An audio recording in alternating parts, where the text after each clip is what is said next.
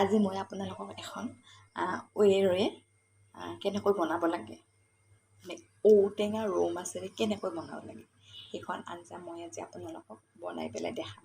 আৰু আপোনালোকে তেনেকৈ বনাব। আৰু আপোনালোকক জানেই যে ভাদ মাহত ৱেৰে খাব লাগে, আৰু আপোনালোকে সেইখন হয়তো খাইছেও বনাই। তথাপিও মই আৰু মানে ঔটেঙা আৰু মাছৰ জোলৰ জুতি মোৰ ঘৰৰ মানুহ খুৱাব বিচাৰিছোঁ। আগতেও খুৱাইছোঁ আৰু আজিও মানে খুৱাম বুলি ভাবিছোঁ, যিহেতু মানে ভাদ মাহত ৱেৰে খুৱাই আমাৰ আগৰ পৰাই মানে নিয়ম আছে, পৰম্পৰাগতভাৱে এটা নিয়ম আছে।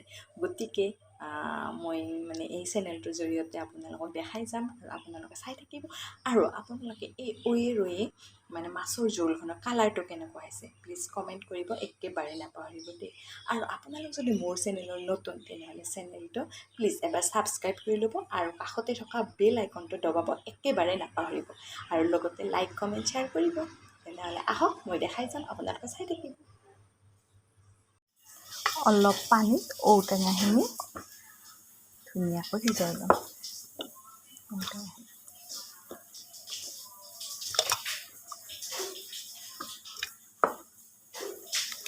এইখিনি ধুনীয়াকৈ ঢাকনি মাৰি মই গেছত বহাই দিম।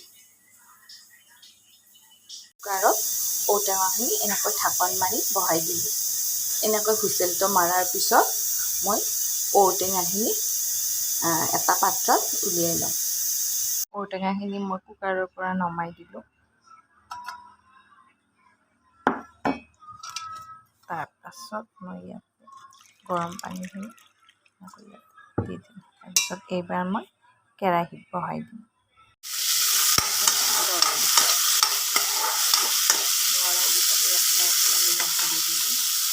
নিমখ হালধি দি অকণমান ইয়াতে লৰাই দিম।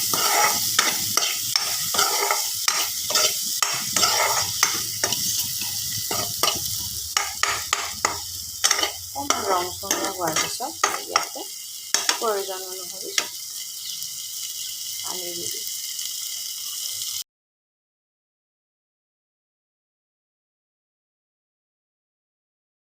তাৰপিছত মই অলপ পানী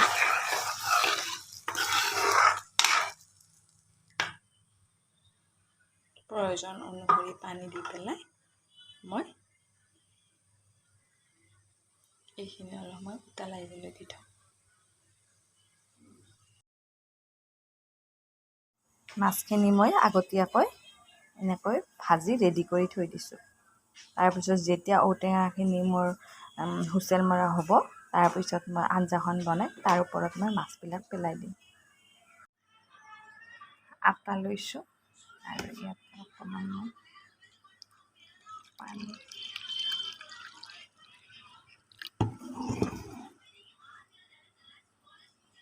ঢালি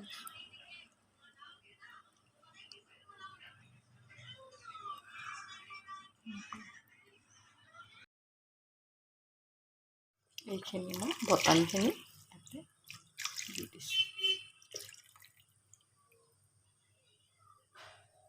কালাৰটো দেখিছেনে?